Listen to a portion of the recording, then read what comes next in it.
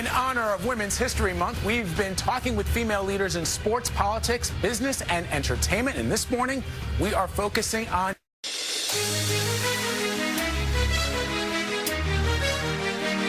Every Friday during Women's History Month,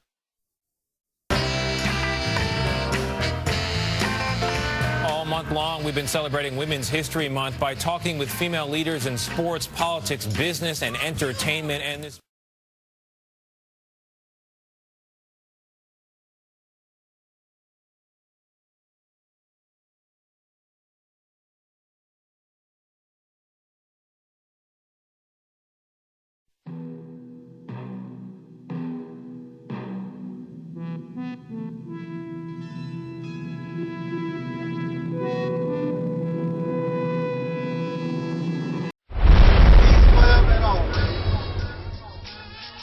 black people, it's all about the unity. There's nothing they can do with us, so ain't nobody. We are in a state of emergency. Prejudice. Wrote a song about it? Like to hear it? Here it go. Free your mind.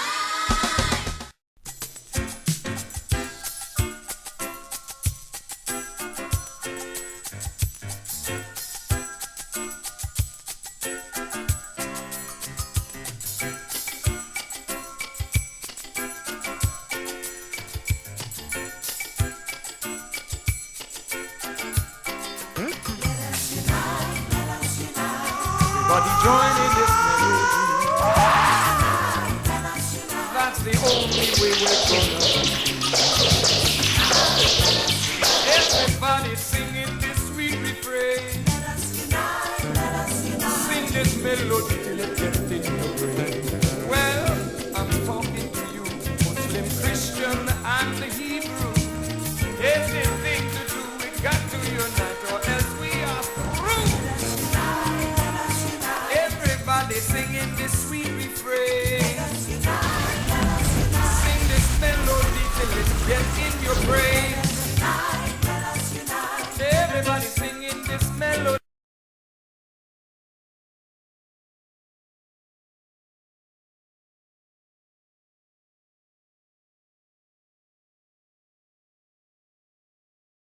I ordered this book, God is on Trial. I ordered this book from Amazon, and I must say I've read it. It's very well written, very thought-provoking. And so, sisters and brothers like Alberta Parrish, again, God is on Trial. It is a provocative, thought-provoking, very real and honest point of view regarding the gods of major religions or of Abrahamic religions, and why those of us who follow these belief systems should be asking the same kind of questions instead of just blindly accepting and following.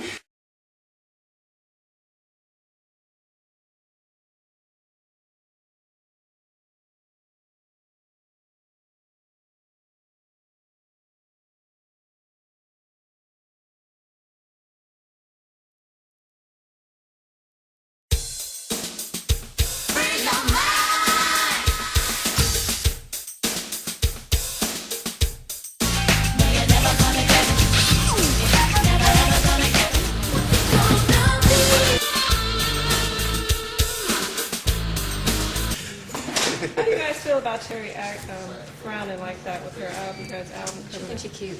cute. That's all I got to say. She crew. I think she's cute. Huh? Thanks, hon. She came out with a different attitude after that. Like no man to me. That's old school. Life has changed. I want the red.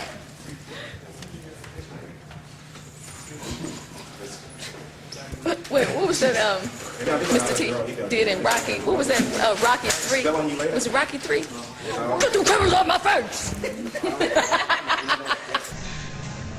En Vogue. Resorts Casino. The Brothers in the House. That's Prince. There we go. I don't have a lot to say. Come to see Terry. That's Terry, Cindy, and Rona. I trust that feeling. Does anybody have any questions of me before I get out of here? Let's see what you guys are saying. What's up, Soul Sister Rona? Hey, Taalik. I'm the brother that did Mike Jackson in Tunica, Mississippi. Hey, now. Hello to Terry. Respect. Bless up. Bless up. Bless up. Come to see Terry. That's Terry, Cindy, and Rona. It's Terry. It's important for the black youth especially to know that we did have a history and that we did great things and that we had great people, and those things were not in the history books when I was in school. And what I'd like to be doing 5 years from now is attempting to rewrite the history books so that they'll know that.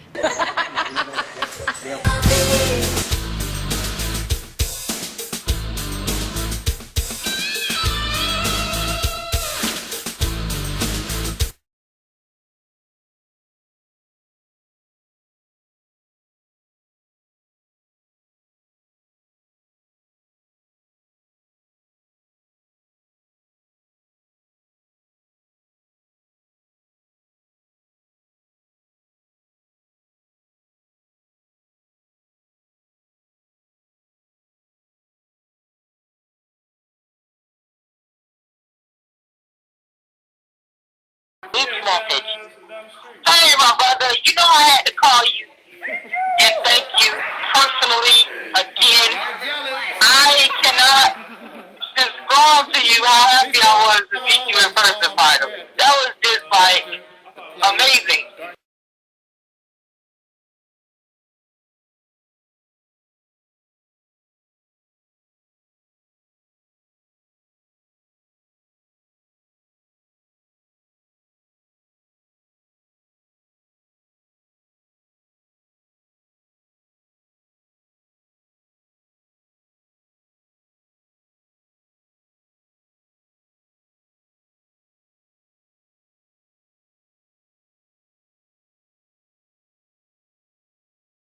Okay, thank you for donating to my uncle Taalik. I appreciate it, and I know that my family appreciate it because he's been in our lives for years now.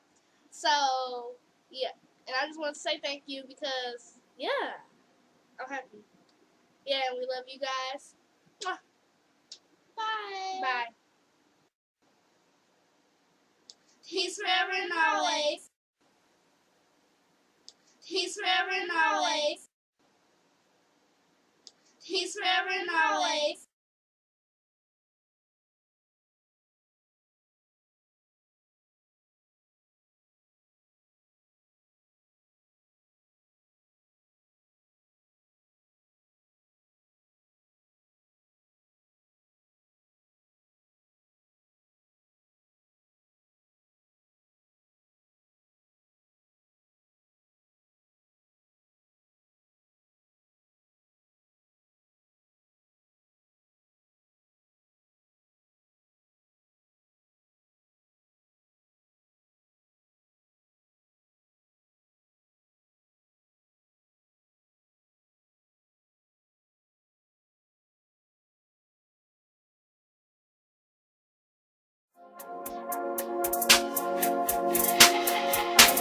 Everybody who is black and interested in black people, let us sit down and find out how we can get together in one direction against one enemy and accomplish this job overnight. The Honorable Elijah Muhammad told Jimmy that if black people in Harlem just stop saying hello and instead say salam alaikum, he said the whole thing will change. All you got to do is say salam alaikum. Let's say it slow. Salam alaikum. Salam alaikum. Salam alaikum.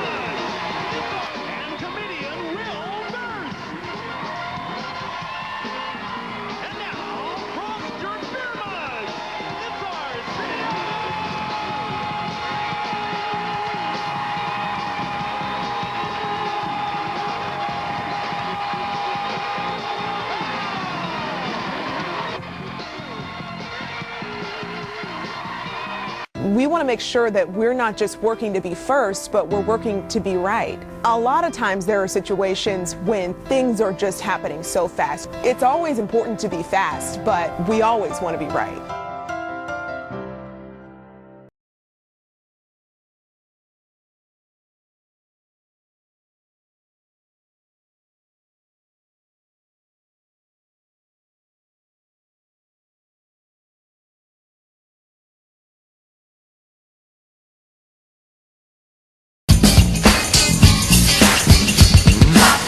To ring out in perfect harmony, Terry Ellis becomes the first of the divas to offer the world her singular sound.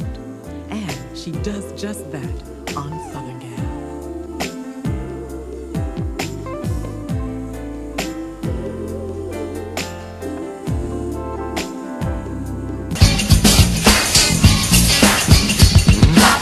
Morals are just, subjective. But when you have laws and things on paper that say, if you do this, we're going to punish you by incarcerating you, and you break them and you're dumb enough to get caught, then you're just dumb. All right. Shout out to Reality's Temple in the building. Well, just for I got to get him on here, man. You talk about somebody polarizing. Whoa. that brother is, I'll leave that alone. Shout out to the brother, though, Justin. And that is Brother Taalik from the Reality Temples on Earth channel. And if you get a chance to subscribe, please do subscribe to his channel. He's a good brother. He's doing good work, and he wants to do good constructive things. He has good information to provide. So please do check out his channel if you get a chance.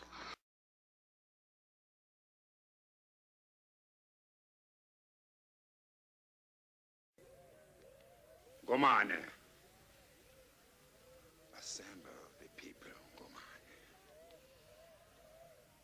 We will not be defeated by witch doctors' illusions. First, I want to say that I want to thank Angel Snuff 7 for being there for me, administering to me over YouTube and in person, over the phone. The brother believed in me to make these videos. He gave me the opportunity. I want to say that if I would have had a brother like this in my life 10, 15 years ago, I probably wouldn't have took the path that I took. But that was my experience. This brother's a good role model for us. You all see how long I've been on YouTube. No one has been more resilient, pushing more harder on YouTube than I have. I must add, Brother Angel Snuff 7, Brother Taalik Ibn'rad. Many of you all have not heard of him, and it's a reason for that you haven't heard of brothers like that who's coming with a profound message. Every day this brother does like an hour of dissertation on YouTube, but no one's hearing him. His message is not getting out. Powerful message, more powerful than most messages that are out there. Very real, very radical, very sincere, very diligent, very consistent, and very little hypocrisy in what he speaks. At least he's true and sincere about what he's talking about. He's not doing it for money, selling no projects, selling no products, trying to do lectures. He's actually coming on there, offering some critical thought and critical analysis every day consistently, but most people have not heard of him. Not because he's lazy. I see him. He got thousands of YouTube pages. I see him constantly putting out videos, but you haven't heard of him. That's by design. That's by design of white supremacy. Ministry by the name of the Reality Temple on Earth. And I had the pleasure of speaking with him for several hours today. And I think it's only fair that I do a reaction video to the conversation.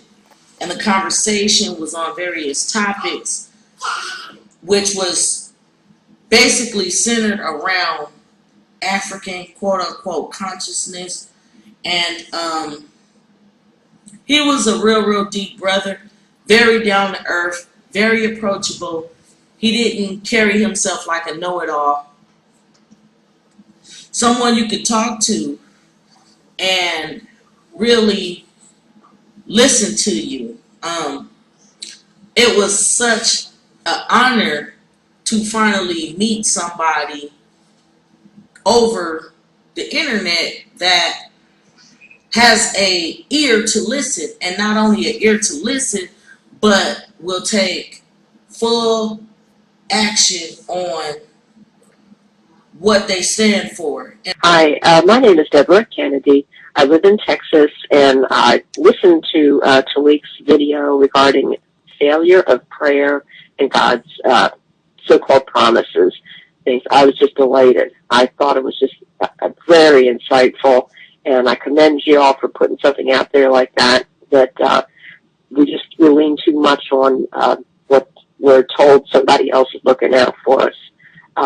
And we have philosophies or teachings like that, and we're supposed to be developing that in ourselves. And I appreciate Taalik's his powerful delivery.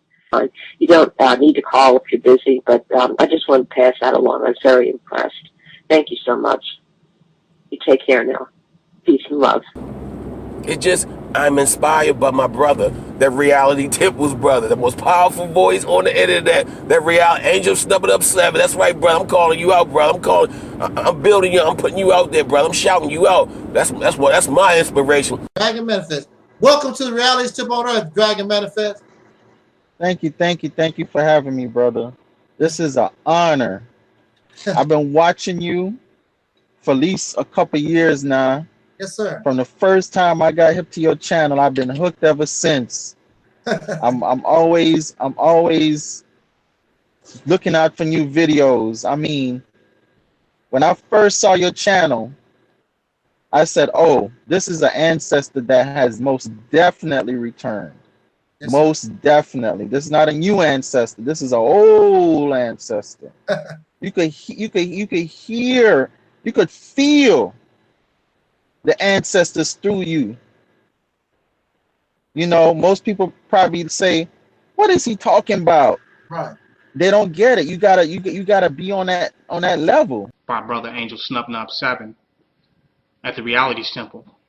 And to give props to him, because I listened to all of Angel Snubbing Up 7's videos. I think that he comes from a different angle, and there's a powerful message in a lot of the videos that he put out, and I try to catch all of them. I look at him as a free thinker and a person that's willing to challenge those of which he don't agree with or which he may think differently from, and I really respect him for that. He's challenged KNBS, and he has also challenged the black supremacy movement as well, and I have nothing against that, because that which cannot be challenged cannot stand and will not stand and will not survive the test of time. How many challenges we can withstand will determine how long we will be able to stand.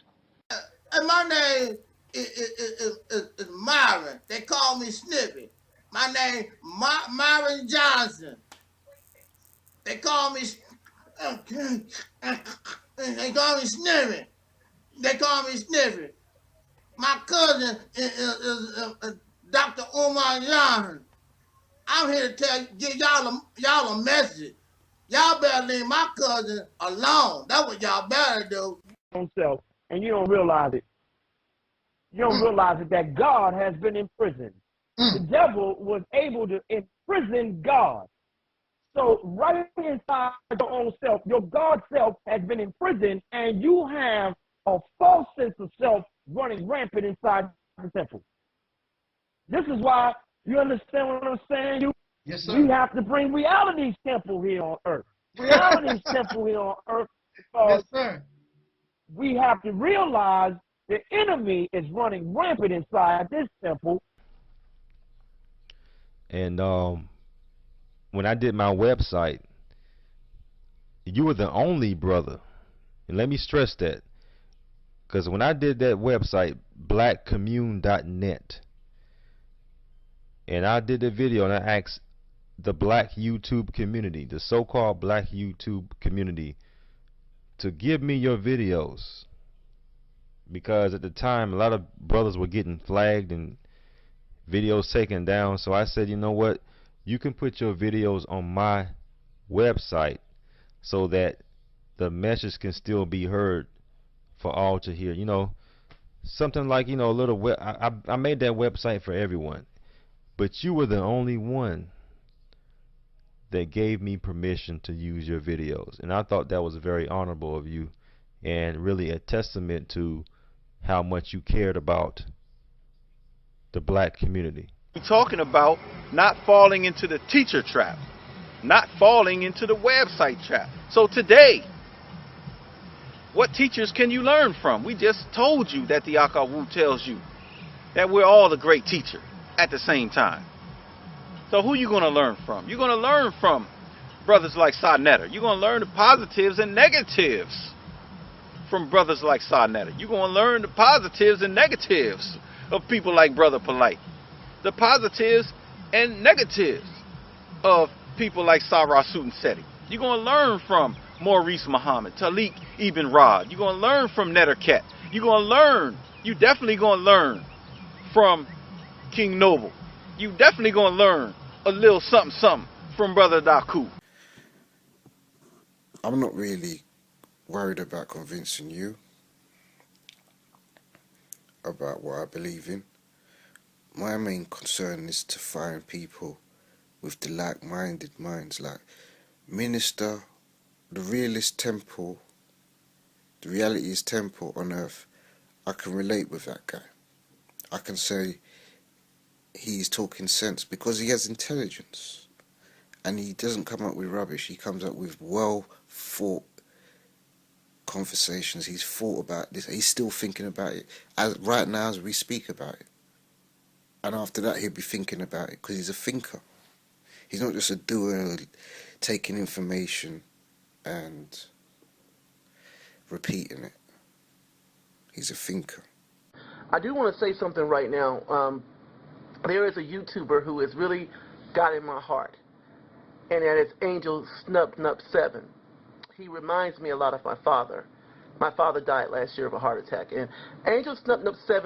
But Angel Snuff 7 made a video recently speaking about how we need to band with black leaders. I don't care if they're not doing everything perfect. I don't care that we don't like certain things they do. They're the only support we have. Nobody else is stepping up and willing to be on the front lines like they are. And Angel Snuff 7 was correct, and I want to thank him for that. Welcome to the Reality's Temple on Earth. My name is Jeroen, and I would like to say that Angel Snub 7 isn't a racist at all. He's a good friend, and I owe him a lot of support. And yes, Brother Taalik, if I'm pronouncing that correctly, I am Minister John Cooper. I live in South Carolina, Columbia, South Carolina. And I was watching someone had sent me a video, and I was watching it, and I think yours popped up on the sidebar. I never heard of it before. When you get time, give me a call if you can. I did a sermon and finally got a chance to do it at church. I am a minister, but I'm not active in the pulpit. I'm deciding to speak, basically trying to teach and getting our people ready and those that will listen. And this minister allowed me to do a lesson this past Tuesday night. Basically, my wife said, "Man, you were saying the same thing this guy's saying now, John," and it just blew her mind.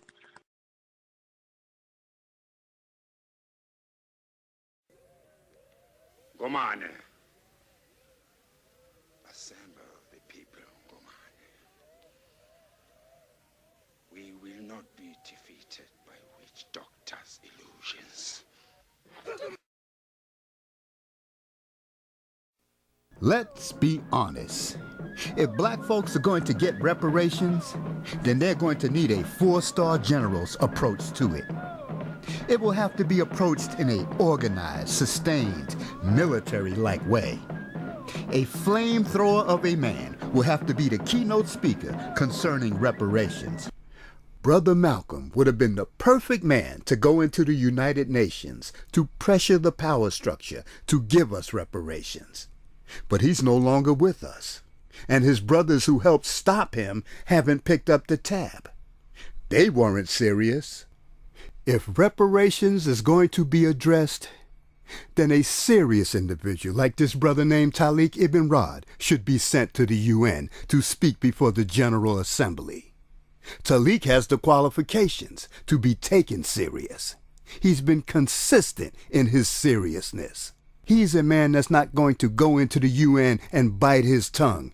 He's going to express how he really feels. He won't modify his delivery. He won't flip the script, buck, bow, smile, and beguile. He'll let the power structure know how black people really feel. and why they need restoration for the mental and spiritual destruction done to all of us. Go get him, wake him up in the middle of the night, and bring him to New York. He'll come in a clean but wrinkled undershirt with a loose-fitting collar. He might come in a robe, maybe in a suit. He might drive a truck to the UN. But you can rest assured, Taalik will be coming as himself. And once the world hears him, the fight for what black folks need will be over. It doesn't matter if Taalik is the opening or the keynote speaker. All you have to do is hear him, and you'll be hooked. What? Meet you at the old Autobahn so we can rally up and organize the people? Haven't you heard that place is always closed? The old ones in the power structure vowed that they would never again give the people that kind of space to assemble. They are scared of Malcolm's ghost now returning to the crime scene. That's why that place is always closed.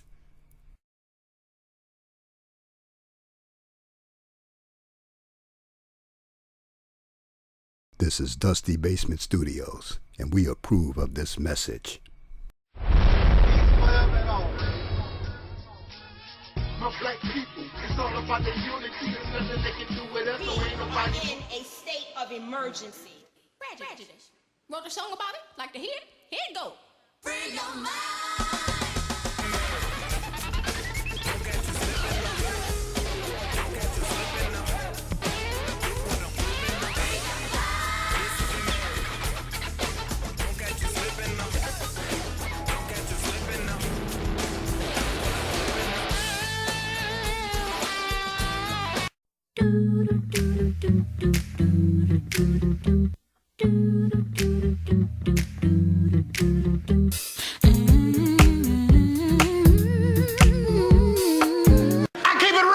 What, dear? Because I keeps it real like that. I keeps it real.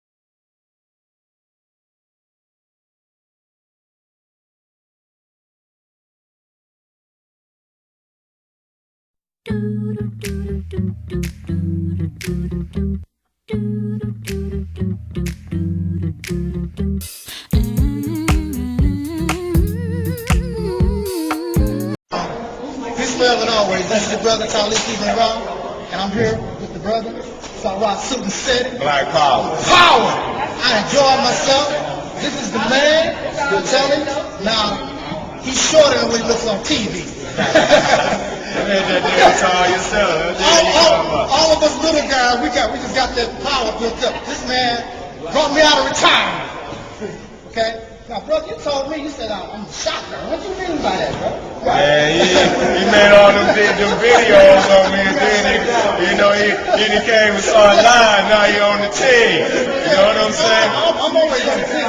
I just don't like seeing brothers, at each other's throats. Sometimes it's necessary. Sometimes it's necessary, but we on tape right now, and Of course, y'all know I'm on this thing, this kick about black unity, and I'm here with brother Sarah said it, so I'm gonna ask him out of his own mouth. You down with our black unity?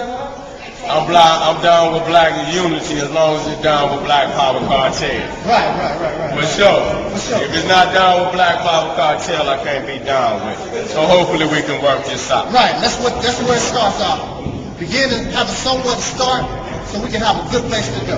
This your brother Taalik Ibn'rad with the powerhouse, Sarah said it. This was and is the Reality Temple on Earth. I'll be getting back with you, family. Black power.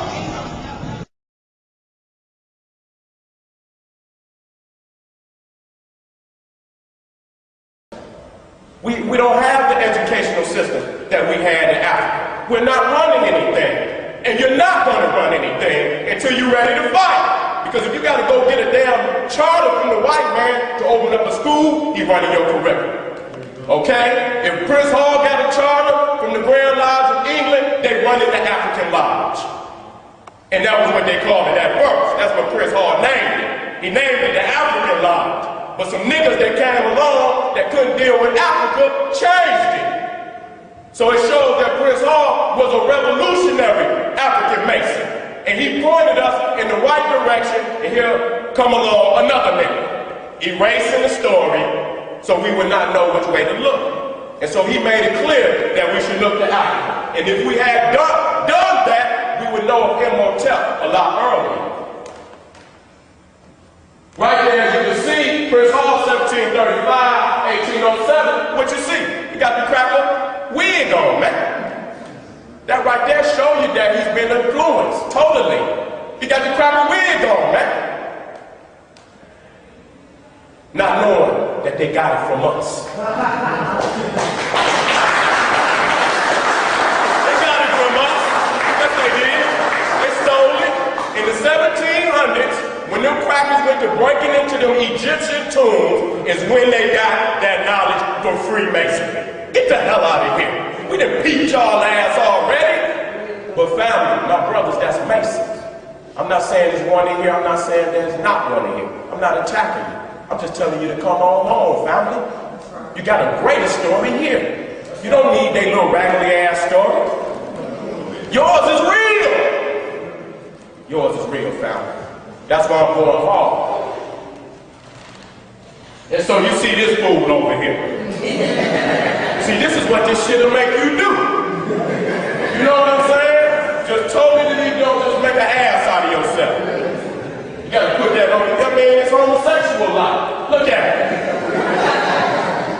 Look at it, man. He's dressing up. He's playing a role. Would you want to dress up like that? Or would you like to dress up like the Grand Master Imhotep? Look like your family. Look strong. We're gonna show you some photos. Look here. So if you can't see it clear enough, he got African lives on his apron, his Masonic apron. But he's in the same positions as the white boys.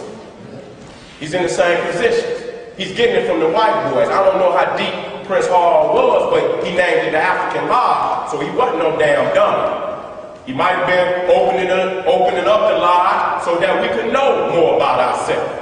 But at least he put Africa in that so we could look to Africa, and at least looking towards Africa, we will begin to deal with the ancient knowledge that's on the continent of Africa and become more knowledgeable in ourselves. And so you see right there, old gay-ass George Washington. And he was a homosexual. He never had no damn children.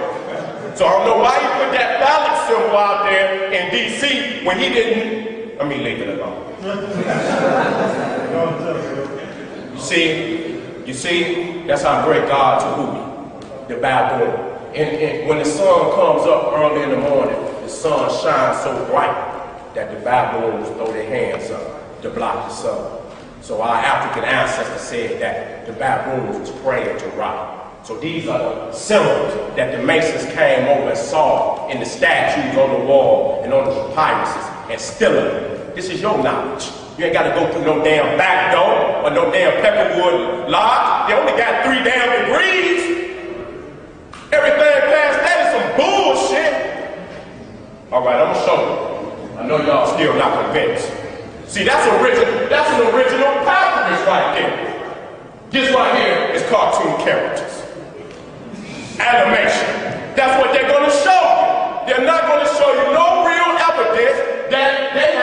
for the Africans. They cannot do it. These are all your positions that you had long before they happened. They didn't put a spin on it and sold it back to you. And because you don't know no better, you accepted it. But today, we're gonna go into a deeper knowledge and see that this belongs to us. I will not make this up and bring this shit up here, all the way up here, for y'all to come up here and laugh my ass out of St. Louis. I wouldn't do it, family. So this is George Washington tomb. You see them two tags? See them two obelisks right there? What's Solomon shit? Why they don't put Hiram shit up there? Huh? They ain't got nothing. Every time you can go right here to St. Louis, go to one of them old cemeteries where the Masons was laid down, 1800s, and I bet you all you see is obelisks in those cemeteries. Right here, I've seen them already. Go check it out. So you know what's in the Mason mind when you go to the cemetery. Because that's his final expression of himself. And they go down in the traditions of the ancient Egyptians. Not the Israelites, not the Indians, because they got a lot of Indian shit in that Freemasonry book talking about it started into India. We took the knowledge there. And here they talking about India. Do not be fooled.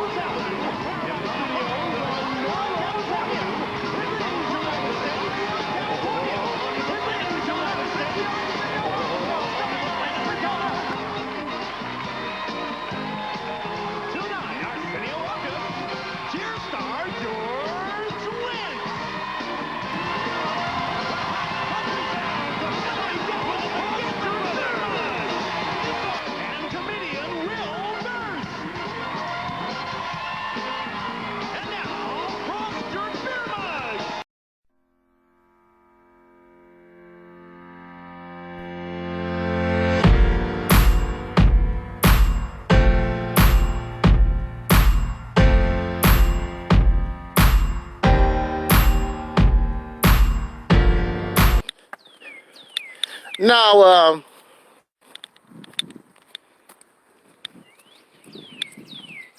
you don't have to take my advice. And normally, most people don't. They don't take advice. They like learning things the hard way. That's why some of you don't have a job. That's why some of you get evicted from your house. That's why some of you don't get along with your relatives. This is why, I mean, we don't like taking advice. I'm my own man. Nobody's smarter than me. Can't tell me nothing. That's why some of y'all are single mothers, got a whole house full of children, different baby daddies. You know, don't listen to nobody. You having fun, and now you struggling. So, we don't like listening to advice. How you doing? And I'm guilty too. I'm guilty too. I don't take advice. That's why I end up in the crazy house for 10 years. Because I didn't take advice. We don't take advice. And when we don't take advice, sometimes, let me see if I can see my screen. Okay, I can see you a little bit. When we don't take advice, we have to pay the consequences of our decision making. Sometimes it costs us our life. Such is the case of Micah Bryant. May she rest in peace. It's a damn shame we can't rest in peace until we die. Don't you think that's a damn shame? We don't get any peace while we're alive. We have to die to get peace. That's a shame. But see, if you took my advice, and what we do here on this platform, we wish to change not only the condition of soul brothers and sisters, we wish to change the lifestyle of humanity.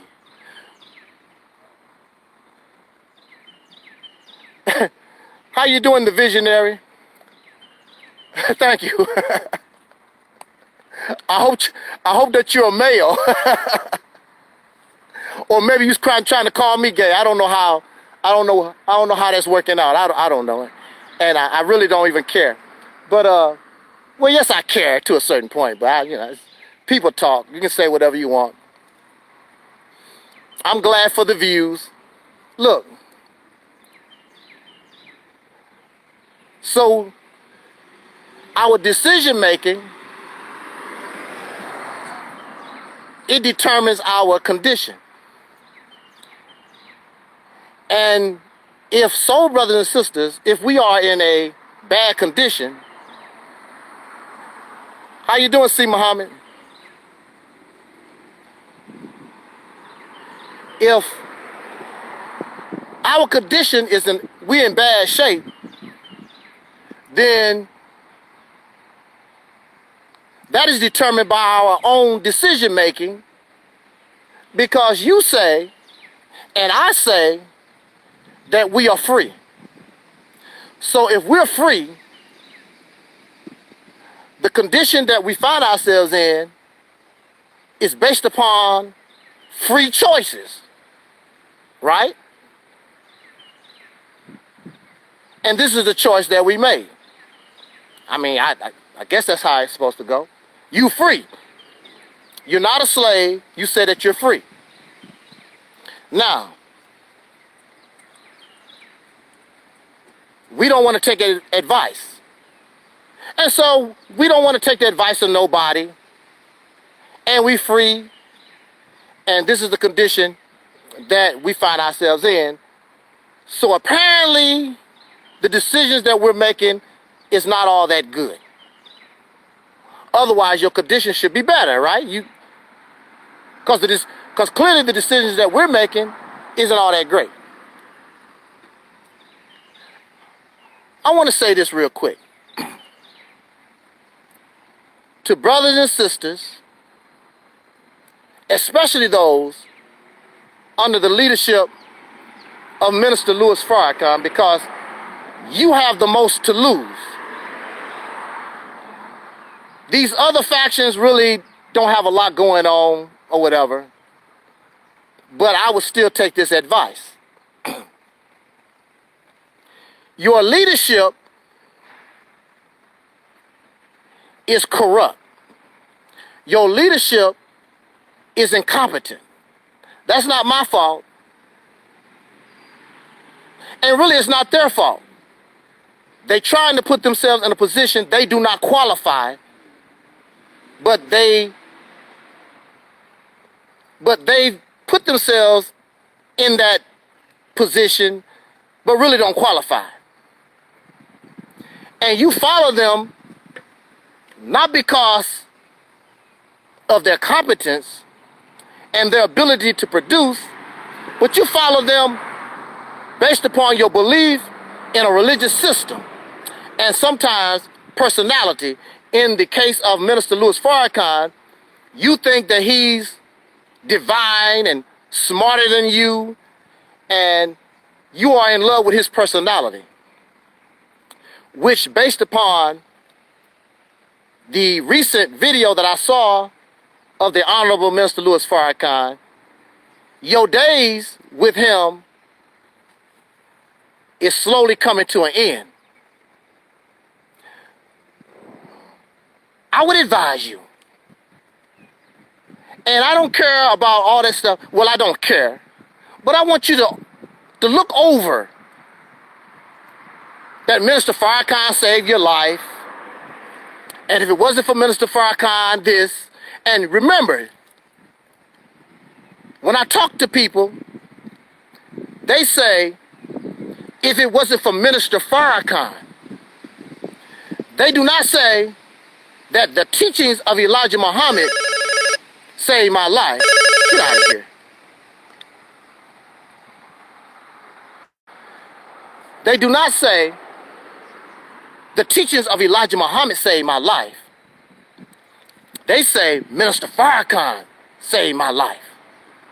That's your hero. That's your savior.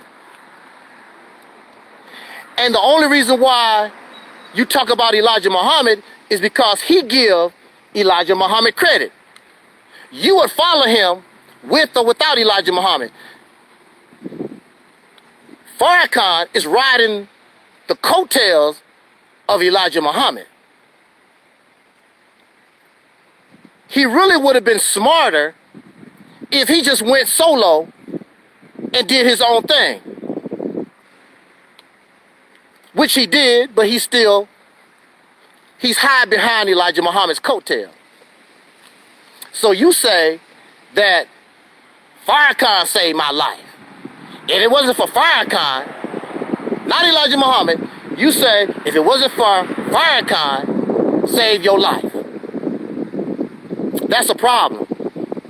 Because, like all men, Farrakhan is getting ready to leave this world. I was watching his latest video. He's getting slower and slower and slower.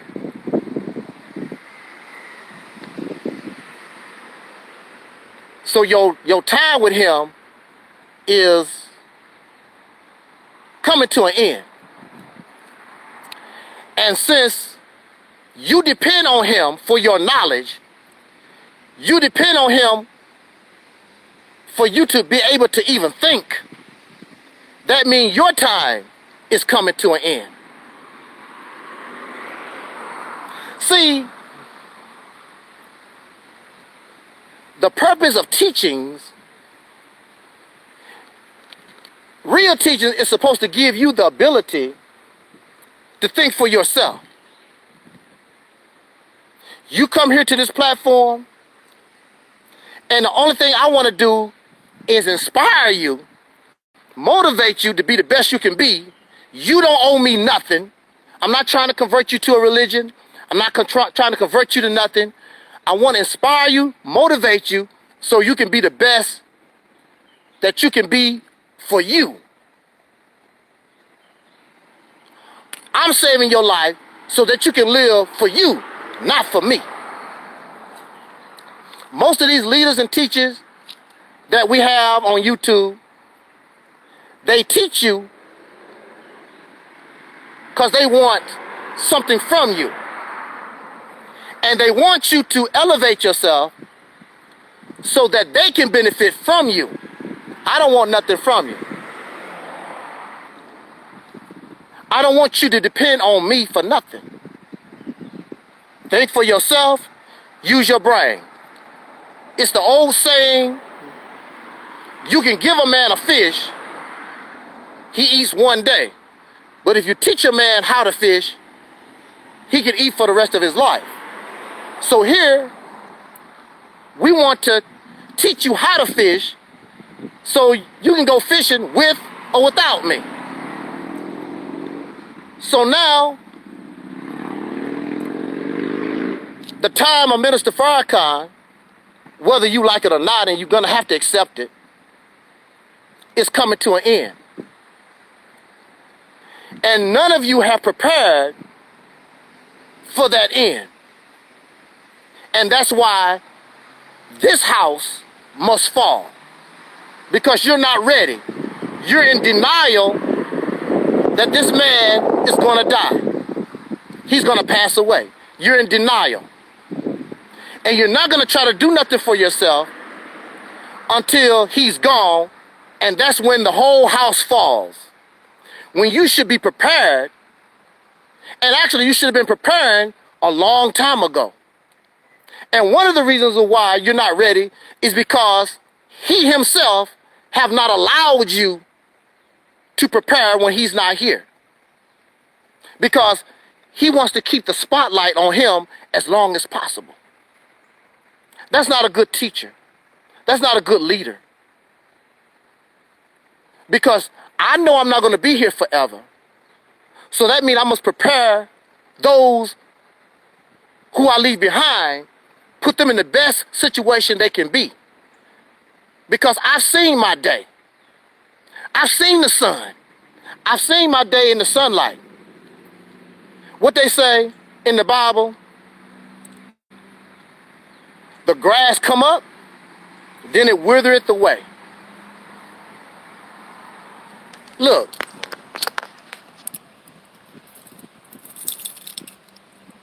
in the 1980s, my temple, we had all kinds of talent, brothers and sisters.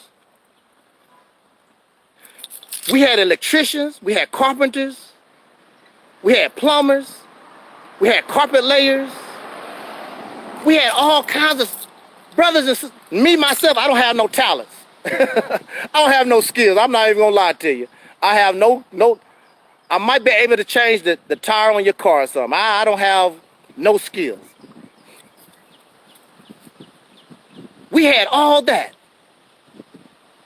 I saw a brother on a video earlier today, and he was talking about where are the Nation of Islam construction companies? You know, where are our business where we can use our skills like that for ourselves? My temple had all kinds of brothers, and then those brothers could have took young brothers like me and teach me how to lay carpet, teach me about drywall, teach me about rehabbing houses. We could invest in houses and rehab them and sell them for a profit. I mean, there's all kinds of good stuff that we could do. But our leadership failed us. Minister Farrakhan has failed you. Because the Nation of Islam is filled with all kinds of talent, and without leadership, they're not able to move. But that's the purpose of leadership. Leadership is supposed to lead. Leadership is supposed to guide, not just talk about the revelations of the Bible and the Holy Quran and all that kind of good stuff. That's nice. But that don't feed you. That don't put money in your pocket. So Minister Farrakhan is gonna pass, and all y'all gonna be on the Titanic. Yes, the Titanic. It's crumbling now. It's already hit the iceberg. So all thing I'm telling you, get out while you can. If I was you, I would not keep investing in Farrakhan and the Nation of Islam, because it's done. It's gonna fall apart.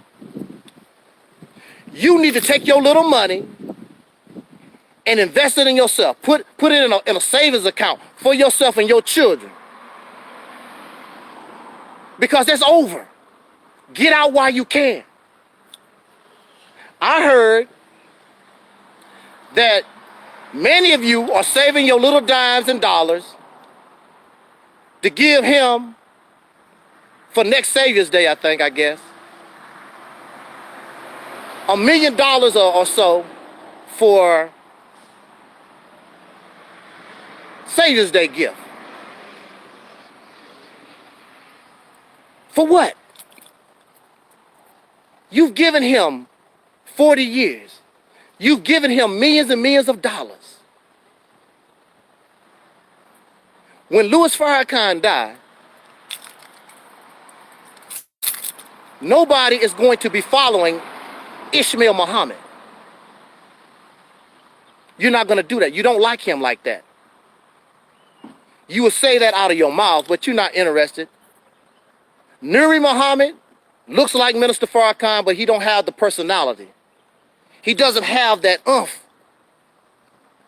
You like Wesley Muhammad? You like Ava? There's nobody. And Minister Farrakhan done this himself. He put the Nation of Islam in a position where when he dies, all of it crumbles, and he don't care. Because it's all about him. It's a personality cult. I know you don't like me to say that. You don't want to hear it, but that's what it is. Get out while you can. Look at all those brothers and sisters. They was carpenters. Look, my temple in the 80s was a funeral home. That's what it was. Still had a casket down in the basement. Embalming fluid. It was a funeral home. And those brothers took their skills and turned it into a mosque. You wouldn't even, the average person wouldn't even know it was a funeral home. That's what it was. But that's where everything stopped. The leadership didn't go no further. The leadership that we had was incompetent.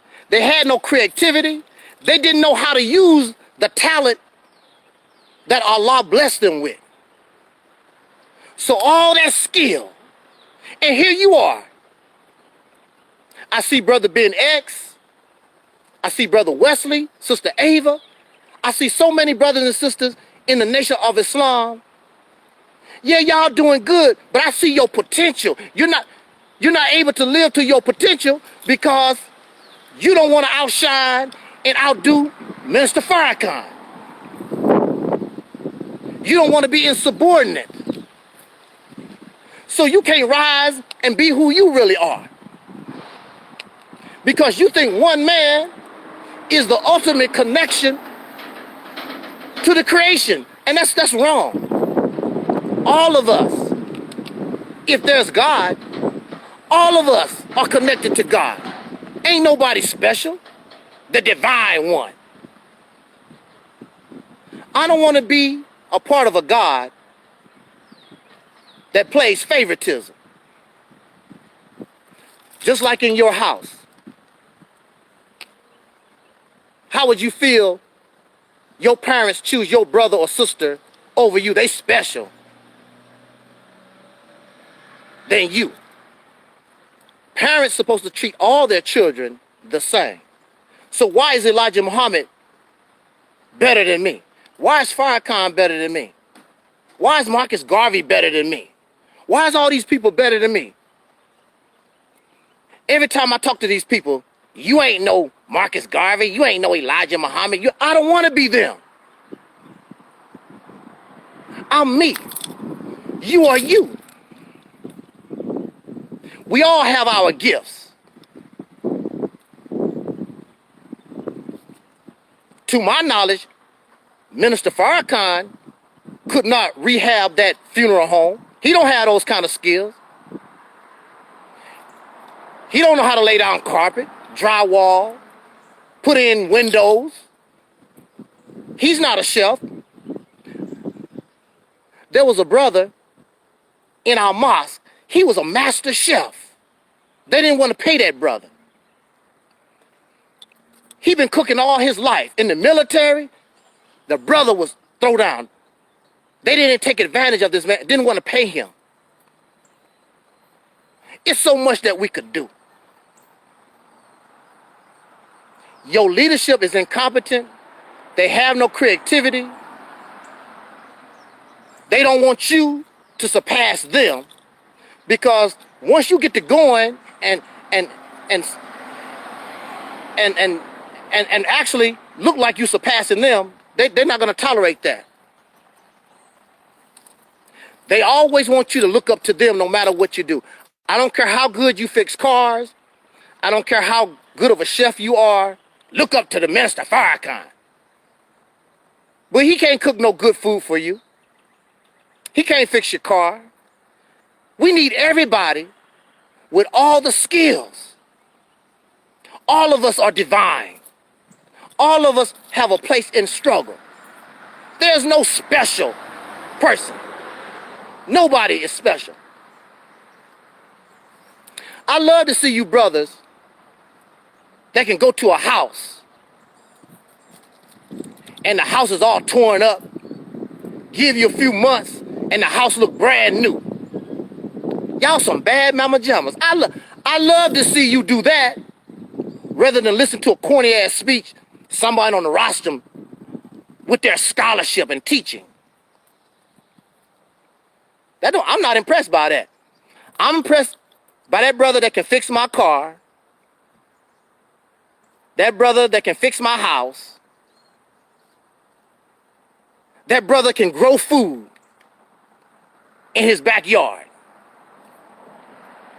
Your priorities is all messed up. I'm just telling you.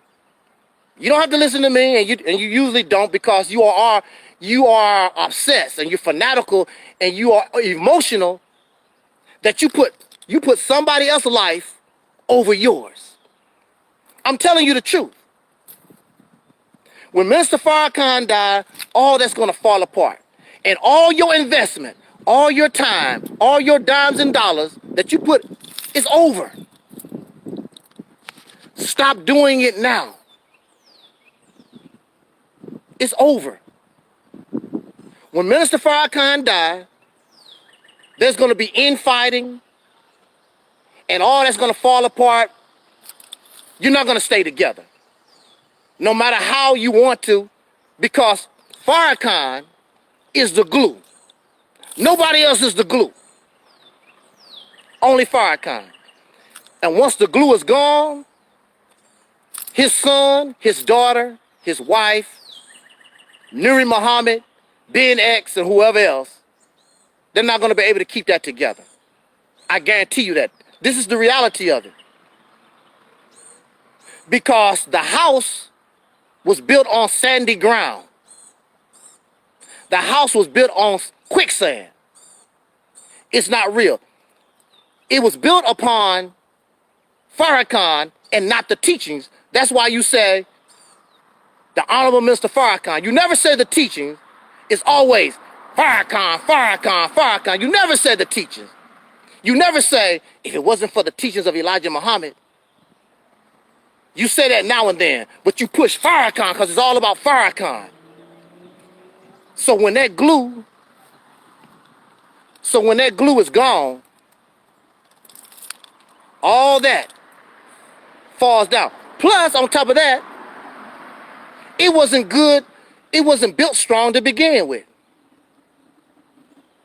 But you don't know that because you don't know the original teachings.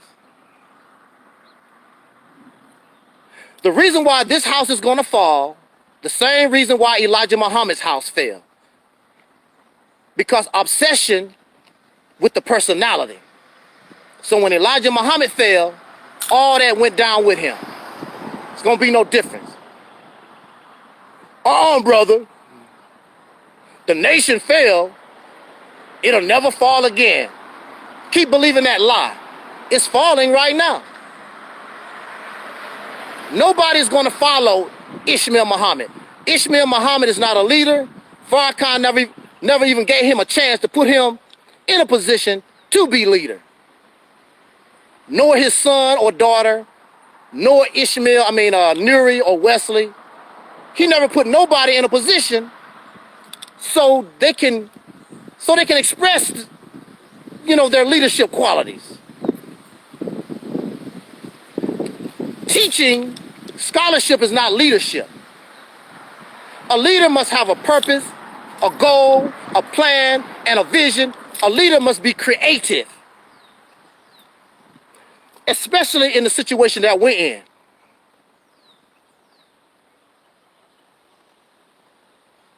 Farrakhan is not a leader. He's an entertainer. He's a personality person.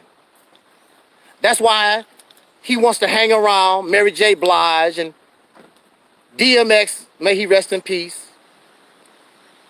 He want to hang around the entertainers, the rappers, the movie stars, the Professor and Gilligan here on Farrakhan's Island. Oh, well, see, I've been there. I was 18, 19 years old, and I knew it was time for me to stop investing in that. I did a little something, because I didn't know what else to do. But I knew not to put all my eggs, I'm going to say this, we're going to get out of here. This is what your investment banker, this is what the people that will handle your money tell you. They will tell you, never put all your eggs in one basket. Is that what they tell you? Never put all your eggs in one basket. So you put all your eggs in Farrakhan.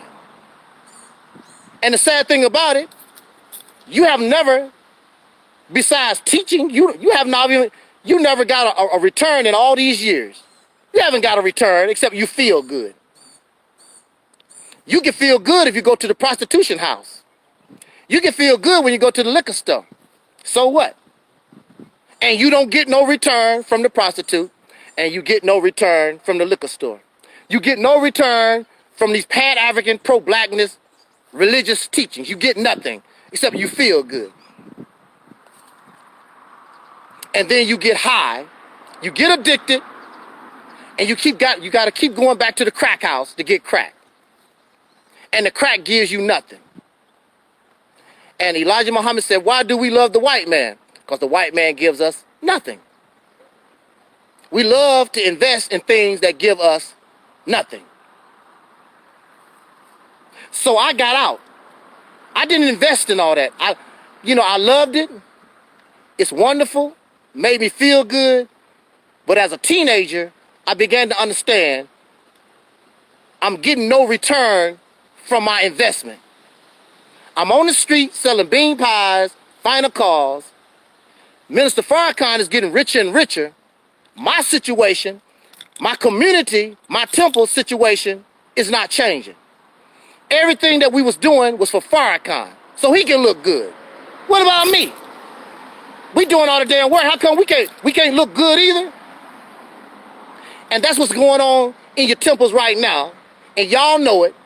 You send all your money to Chicago so that Chicago can look good and your own damn temple struggling. Your own temple, you need a stimulus check. Your own members are struggling. Everything is going to Chicago. And what is Chicago doing for you? Nothing. Get out. If you are wise, take my advice. I'm not telling you to stop going.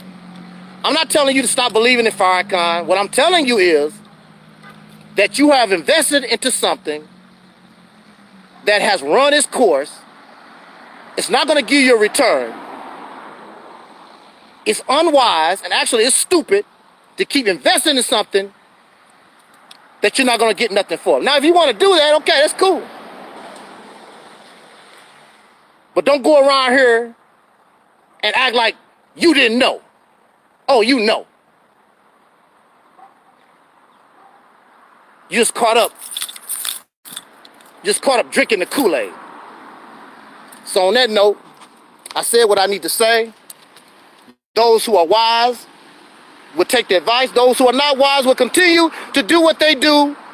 And in a few days, you'll see what this ignorant brother, this stupid, hating, jealous, envious brother, you will see that what I'm telling you was the reality of things. I'm telling you. Do what you want to do. I'm not mad at you. I'm like Tupac. I'm not mad at you. I'm trying to tell you something that'll help you. That's your business. Don't hurt me none.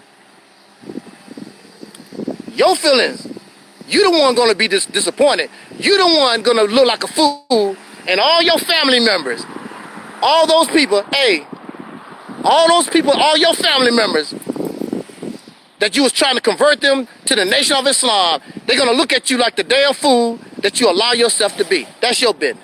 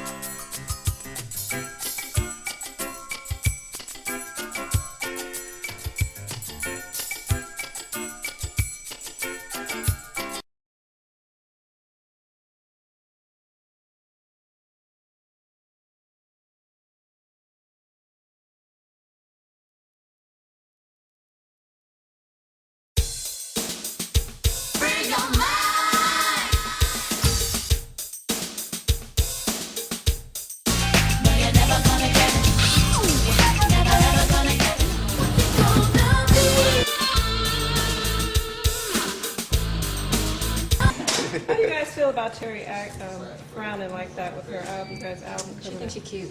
She thinks she's cute? That's all I got to Thanks, say. she Terry thinks she's cute, huh? Thanks, hon. She came out with a different attitude after You that. look like no nothing to me. I don't know we did our video. That's old school. Life has changed. I want the red.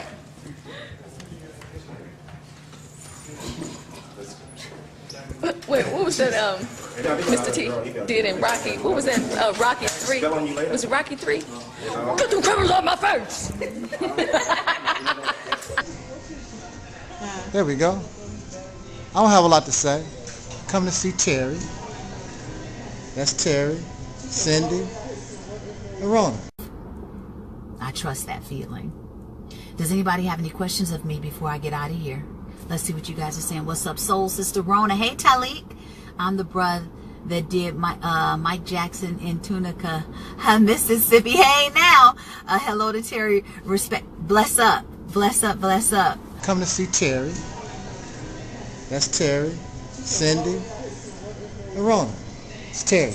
It's important for the black youth especially to know that we did have a history and that we did great things and that we had great people, and those things were not in the history books when I was in school. And what I'd like to be doing 5 years from now is attempting to rewrite the history books so that they'll know that.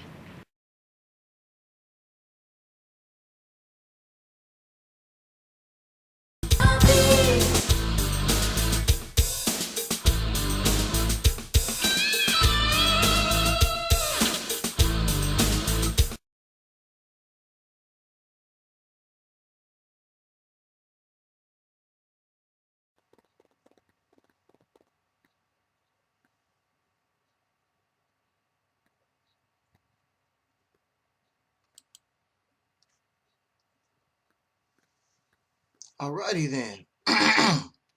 Short video. I was just thinking. That's something that we really need to do, is think.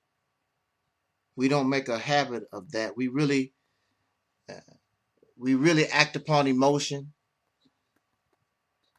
in so many of our endeavors, and we really don't take the time to think. And when we are emotional, most times it causes us to make bad decisions and usually come to the wrong conclusions.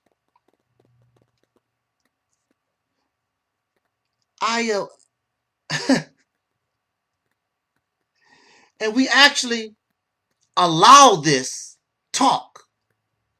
What is it you thinking about, brother? For many years, even to this day, we make mockery. Many of us make mockery of the civil rights movement. Yes, we do. We call Dr. King all kinds of nasty names because of his decision to nonviolent protest. Dr. King and those in the civil rights movement called cowards, called Sambos and coons and whatnot. And we praise the Black Panther Party, and we praise Nation of Islam and others that we view of as radical, because they deem it fit not to be non-violent. However, when you really look at what was going on.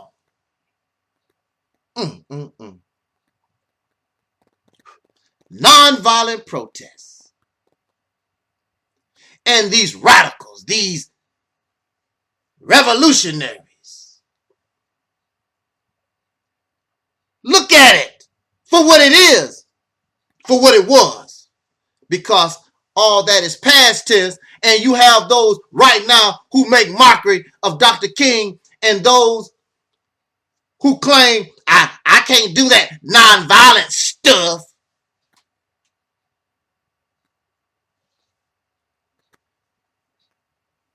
You see Dr. King and those who follow Dr. King actually facing the enemy in hand-to-hand combat. They actually get touched. They go to jail by the hundreds. How many times did Dr. King go to jail? Children went to jail because they were facing the enemy face to face. Nonviolent protest. You see within nonviolent protest that Dr. King, the civil rights movement, actually was facing the enemy. There was no tough talk behind a pulpit. I'm going to see you, sucker, and I'm going to defy you in your face. I'm not going to be in a temple or a mosque or some building. And I'm coming and going where you told me I should not tread. Nonviolent protests. Filling up the jails. Nonviolent protests. Casualties of war and death and funerals. Nonviolent protests.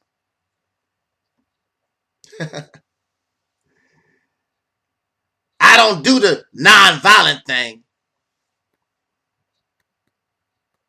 So using as an example the Nation of Islam and the Black Panther Party, because there are others, then and now, I'm not into that nonviolent thing.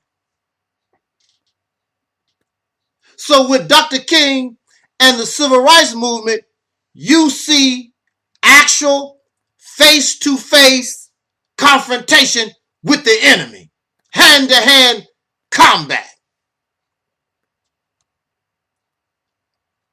But then you look at those who claim to be violent, to be opposite of the civil rights movement. You don't see them face the enemy. They don't go to jail. You don't see any casualties of war. You don't see them getting hurt. And you don't see, since they don't believe in nonviolence, my question is, I want you to put in the chat room, well, there's no chat room here. I want you to put on the comment board, describe their violence. Since they are opposite of Dr. King, what violence did the Nation of Islam commit? The Ku Klux Klan is a violent organization, and their actions and their words coincide with one another. How many churches have they bombed? How many churches have they burned up? How many crosses have they burned? How many people have they lynched? How many buildings have they bombed? How many banks did they rob? How many police did they kill? The Ku Klux Klan is a violent organization opposite of Dr. King. How many racist police officers did the Nation of Islam kill? How many of their buildings did they burn? Churches did they burn or bomb?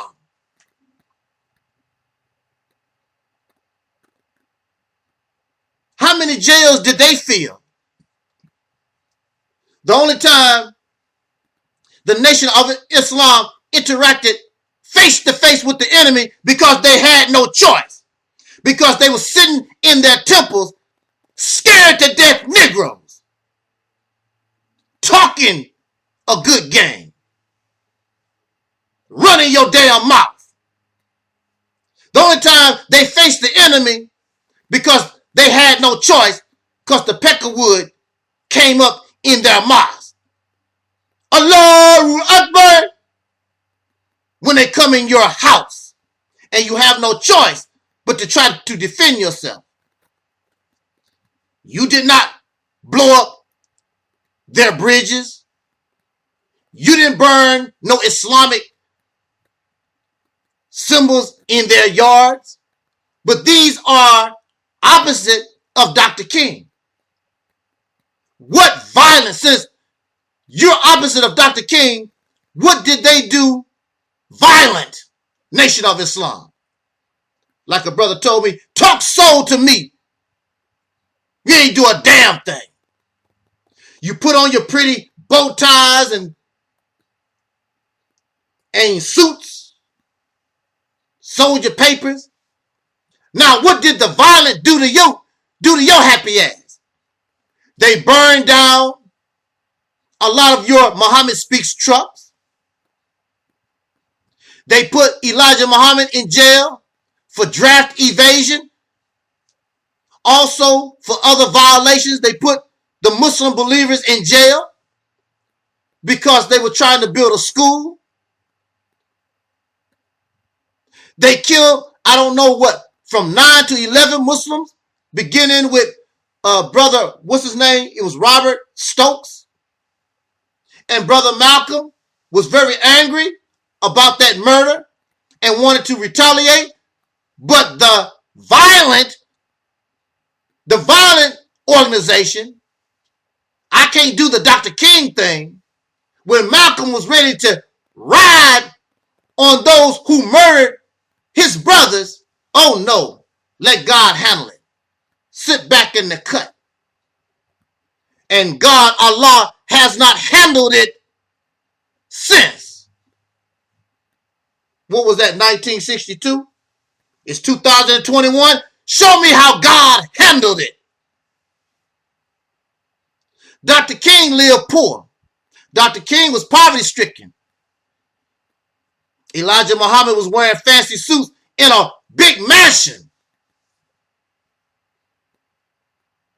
And the believer said he deserved it because he worked so hard. You ain't no different than the pork chop eating preacher with his big church and his followers barely can pay their rent and phone bills, and you taking their money and living the high life. There's no difference between you and the church. But you put on this show like you're different, and it's the same thing. You go to church, go to the mosque every Sunday to hear somebody run their damn mouth, and they go to church every Sunday to go listen to somebody run their damn mouth. But Dr. King done that, but he was in the street facing the enemy, hand-to-hand combat. Now the Black Panthers started off pretty strong. Found out that there was a law they could take advantage of. But since you don't make any laws, those who do make the laws changed it so you couldn't use it no more. And then they used that to begin to ride on you because you were too damn dumb to leave that stuff alone.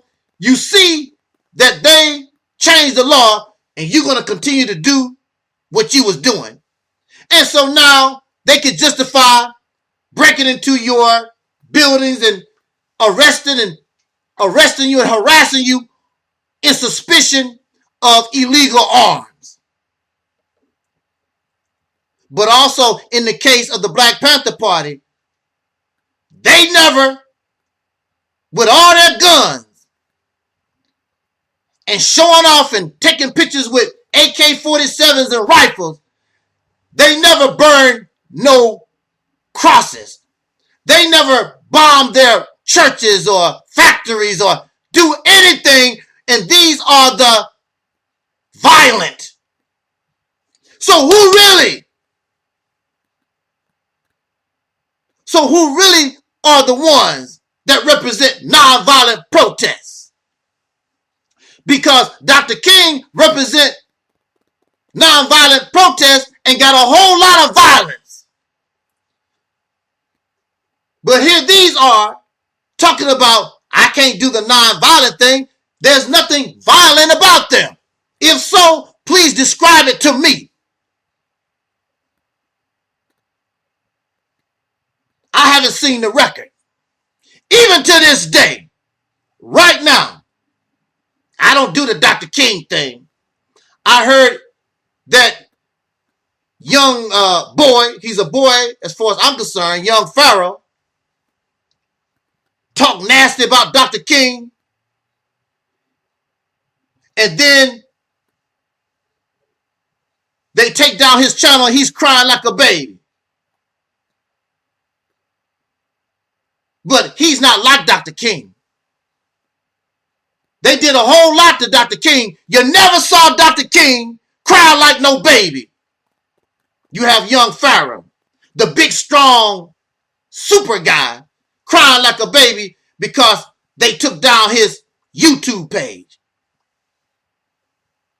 You never saw nowhere, no matter what happened, you never seen Dr. King cry like no baby. Especially, and he was getting his ass whooped, fighting directly with the enemy. Young Pharaoh ain't touched no Peckerwoods, never been around them.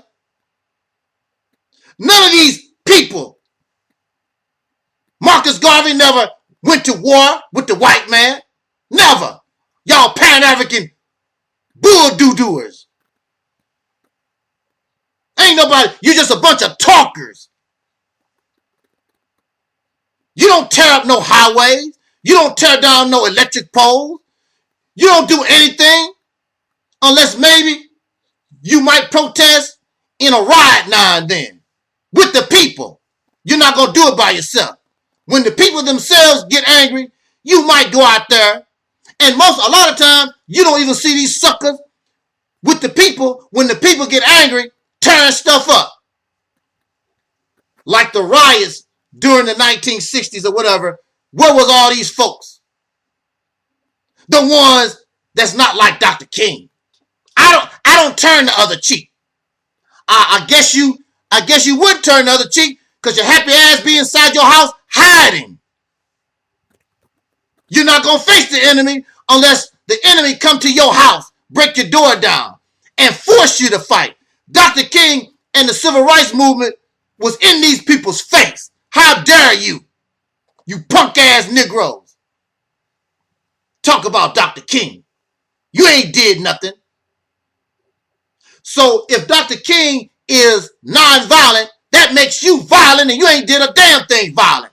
Except run your mouth, put on a show, pretending like the hog-nosed snake. The hog-nosed snake don't have a rattle. But it rubs its scales together to make you think it's a rattlesnake. And it rises all up and pretend like it's big and bad. But a hog-nosed snake is 1,000% harmless. And you have caused these races no harm. Oh, but you'll turn around and gossip and slander Dr. King. You will sit around here and kill your own people. You celebrate the death of Malcolm X. Some of y'all celebrated when Dr. King got murdered. Bunch of cowards. I don't do the nonviolent thing, but you are the perfect example of nonviolence. Show us your violence then. You have none. Show us where your God did anything for you fight for you or whatever. You can't show that either. You use that as an excuse. I could look on Malcolm X's face when he had to make up that excuse why they didn't do nothing when those brothers got murdered by the police in California. Our messenger is so wise, and yeah, he's very wise. He does not want to lose his mansion. Good way of life. The hell with them Negroes. They come dime a dozen. We will replace them tomorrow. I'm not losing my house, my lifestyle. I'm too old to be fighting and going to jail and prison. I done that already back in the day. I ain't doing it no more. So Malcolm, you need to sit your ass down, or we'll sit you down. And Malcolm looked so pitiful, trying to explain why I have to justify why I'm a coward. I can't stand up for my brothers who were slain. So don't come to me with that crap.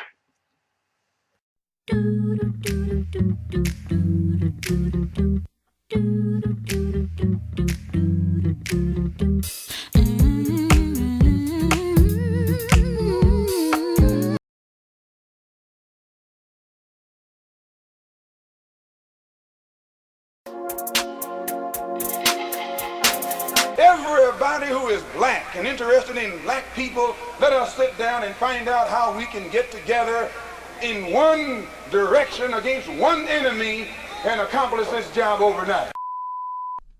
When soul singer and black activist Sam Cooke wrote the lyrics to his song, "A Change Is Gonna Come," it was very direct and to the point. With some changes to it, the song was still digestible. In the year 2019, black folks continue to go through the change rather than direct the change. A community activist named Taalik Ibn'rad has made an appeal similar to what Sam Cooke was asking for. A change. It's said that the meek shall inherit the earth. We ask when. When will the landlords give the meek a free lease? Mr. Ibn'rad is humbly asking for the state of Mississippi. President Trump has already had sit-downs with the wrong representatives of the black community. How about a real discussion with a true grassroots African American? Join and organize Operation Exodus Mississippi today, or become a supporter.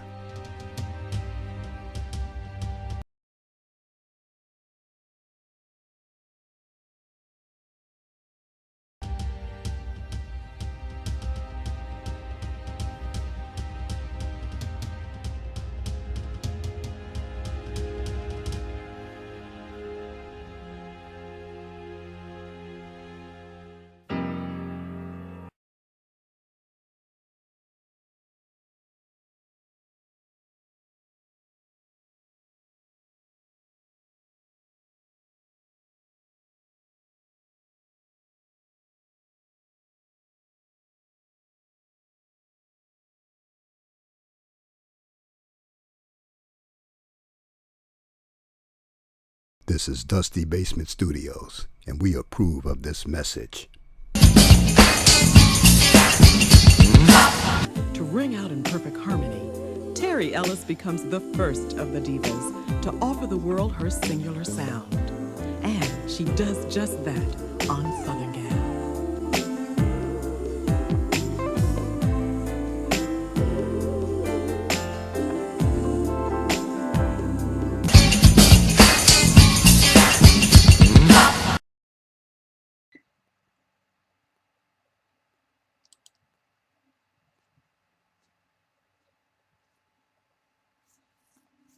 I want to add something real quick to this talk.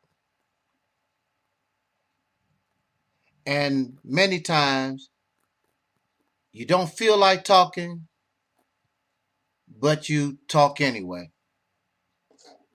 So if it feels as though I'm rambling or incoherent, that's because I really don't feel like talking, but I need to add these few points to the conversation.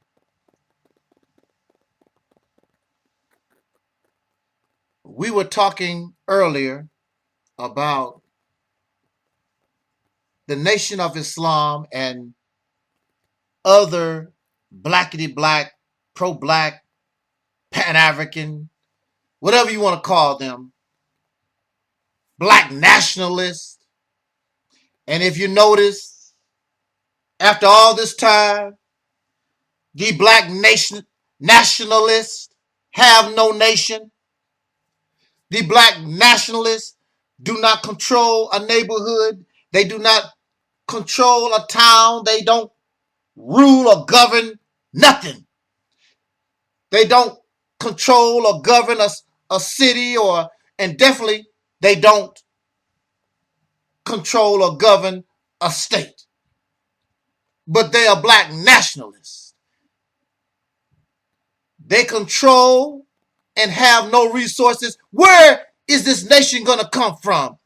The black nationalists keep talking about going back to Africa and have yet, after all this time, established not even a colony in Africa.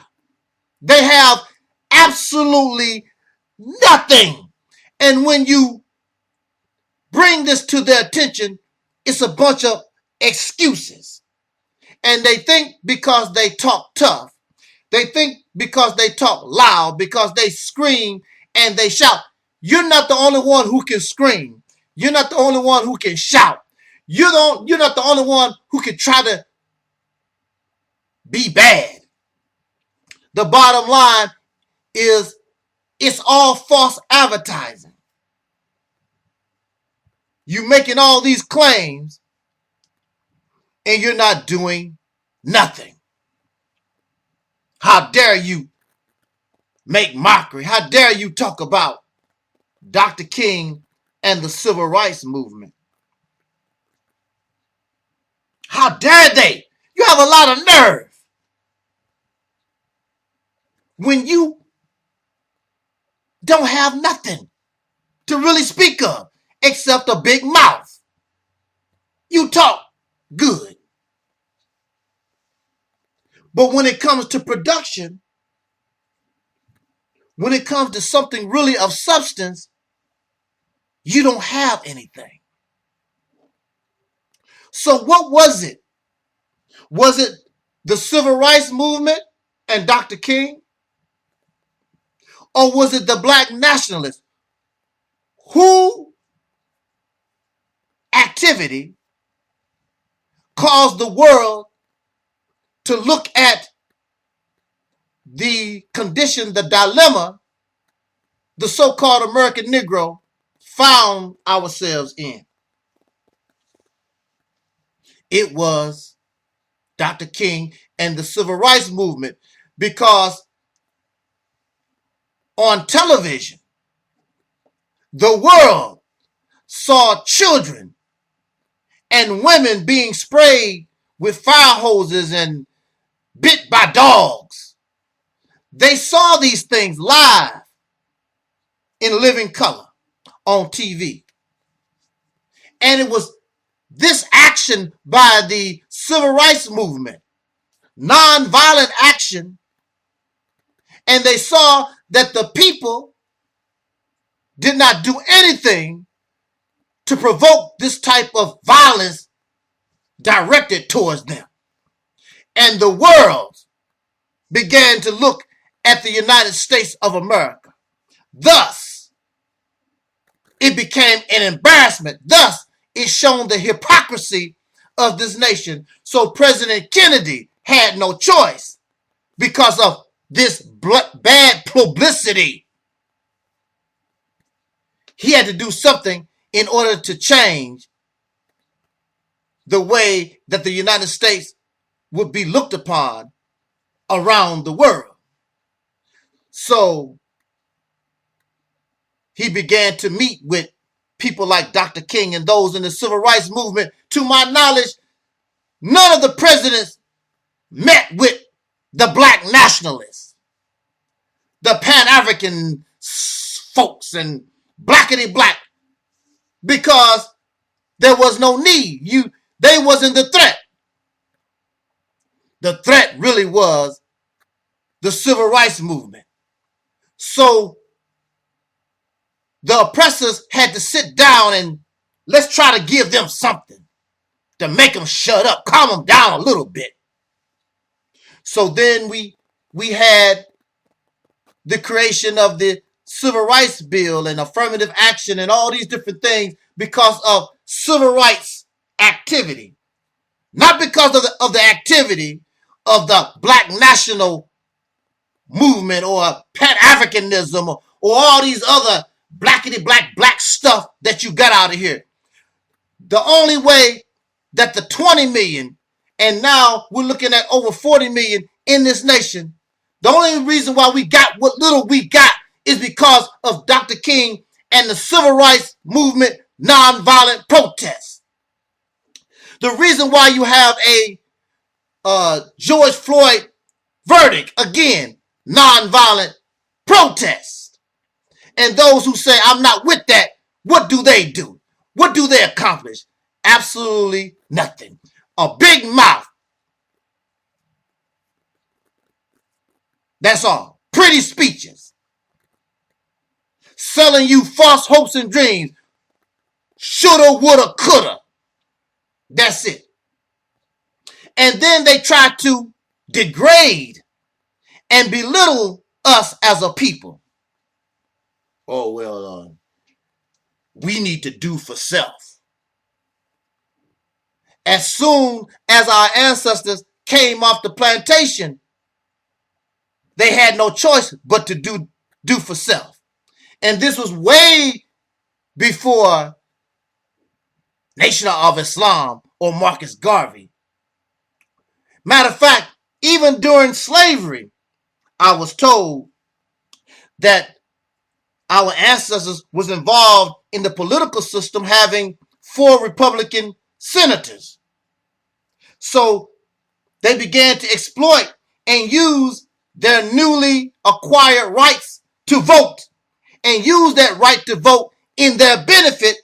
That's why it was dangerous. That's why it was a need for the oppressors. That's why there was a need for the enemies to stop them from registering to vote, because that vote was a threat to them. That vote was beneficial to them. And if you use that vote properly, if you use it in a strategic manner, your vote still can help you. And you listen to these blackity black, pro-black folks and whatever. Again, they tell you, don't vote. It's a waste of time. That's because they too damn dumb. They don't know how to take advantage of anything that their oppressor, anything that the enemy gives you. And our people was able to take anything and everything that the enemy made available and try to use it in their benefit. Common sense. Survival tactics. But the blackity black folks, the Pan-Africans and all these folks, you living off the blood, sweat, and tears of those you make mockery of. You have accomplished absolutely and given the black community absolutely nothing. Nothing. All pompous and arrogant. So our people, my ancestors, soul brothers and sisters, have been doing for self way beyond, way before a Nation of Islam and all this blackity black crap that is less than 100 years old. And we've been in this nation for a very long time. So, another thing they always say is we need land and resources. Our people went out and saved their little dimes and dollars and nickels or whatever. And they bought lots of land.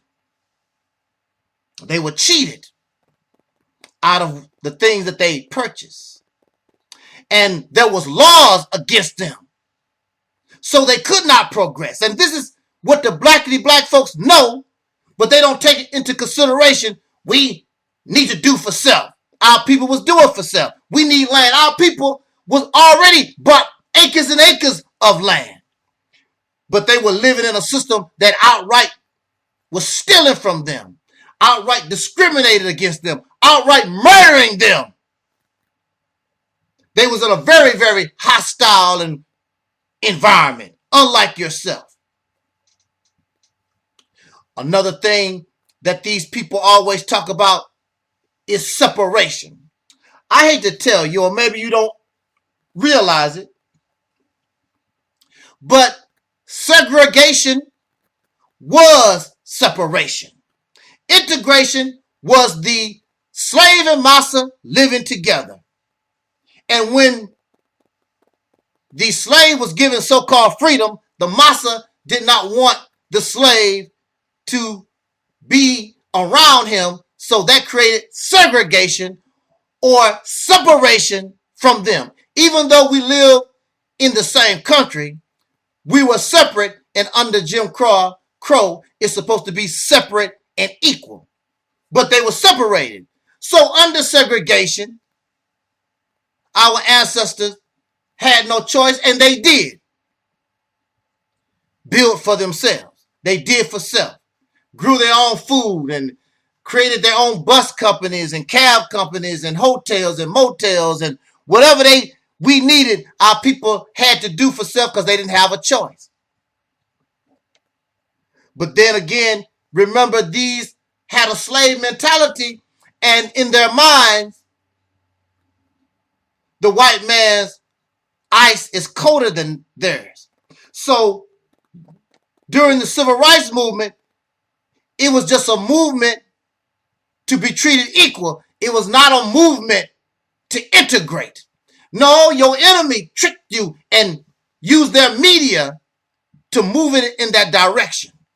There was nobody in the South. There was nobody, no black people. And I know I was growing up, and I grew up towards the end of Jim Crow. I never heard nobody complain and talk about, I want to go live with the white people. I want to go. That was not the purpose. The purpose was, I want to be treated like a human being. The purpose is, leave me the hell alone. The purpose is, I'm tired of being humiliated.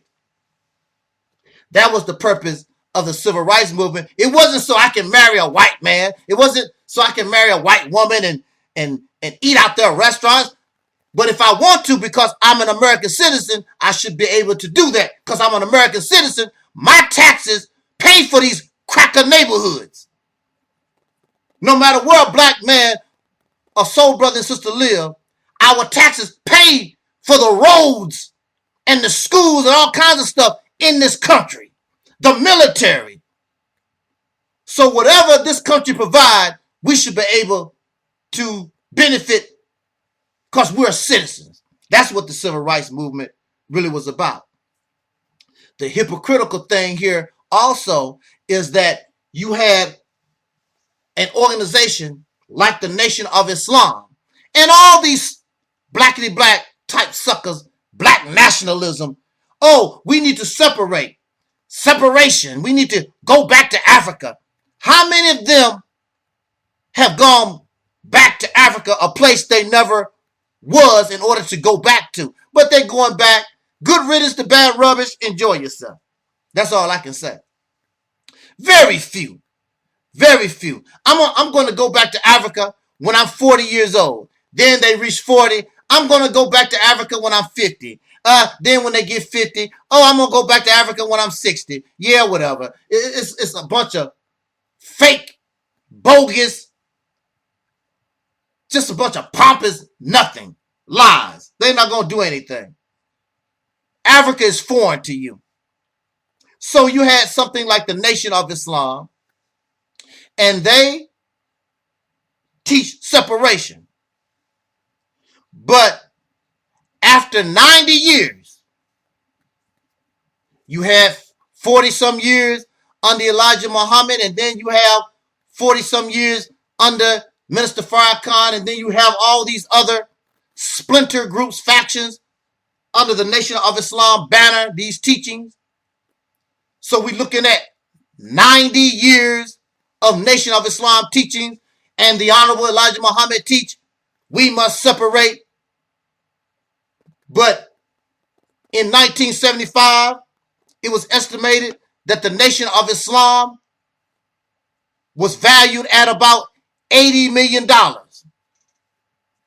The Nation of Islam never, in 90 years, never made not one attempt to separate in America or go abroad. Never. There is no colonies. They built no towns in other countries. They made no attempt to separate. They sit here in America, and enjoy the fruits of America. Elijah Muhammad lived his headquarters in America, in Chicago. That's where Elijah Muhammad lived. Where do Minister Farrakhan live? He live in Chicago. He don't live in Nairobi. He live in Chicago. The fruits of America, not the fruits of Africa, not the fruits of Mecca, the Saudi Arabia. They are right here in America, but they telling you, you need to separate. Separate where? And they never made not one attempt to separate. More bogus talk. That's all. Nothing but a bunch of talk. Come follow them. I wouldn't follow them to the bathroom to take a dump. I wouldn't follow these people because they fake, they incompetent, they tell lies, they want you to do things that they don't make no attempt to do. Black nationalism. Where's your country at? And then after all the talk, tough talk, even Brother Malcolm did, when it's all said and done, I want to go to the United Nations, where the majority of the people in control of that organization, the United Nations, is Caucasians. Matter of fact, it was Europeans, to my knowledge, that put the United Nations together, and they are the ones who have the most influence, America and other Europeans in the United Nations. And you're going to go to your enemy and beg them and tell them somebody's treating you wrong. These tough black nationalists, Pan-Africanists. See, it's all fake. I can't do that no more. I can't. Our brother J.T. Riley one always told us there's only two people in this world. Either you real or you fake. There is no middle ground. And I suggest to us, get with the real. Get out all that fakeness, all that hype, entertainment, Barnum and Bailey. I want us to join and get on the soul train. Become part of this Operation Exodus Mississippi campaign. Subscribe to the channel and let's do something real. And let's solve this problem once and for all. The reason why we're in the condition that we're in, because y'all keep listening to these losers that don't know what the hell they're doing. They put on a good show. They keep talking about how good they can play basketball and put up no points. Your real hero was those who actually put their boots on the ground and faced the enemy one-on-one. And that was Dr. King and the Civil Rights Movement. That's the reality. Whether you like it or not, I don't give a damn what you're talking about. I'll debate you on it. Show and prove then. Jot down your comments. Go ahead, show and prove. We'll see. My black people, it's all about the unity. There's nothing they can do with us, so ain't nobody. We are in a state of emergency. Prejudice. Wrote a song about it? Like to hear it? Here it go. Free your mind.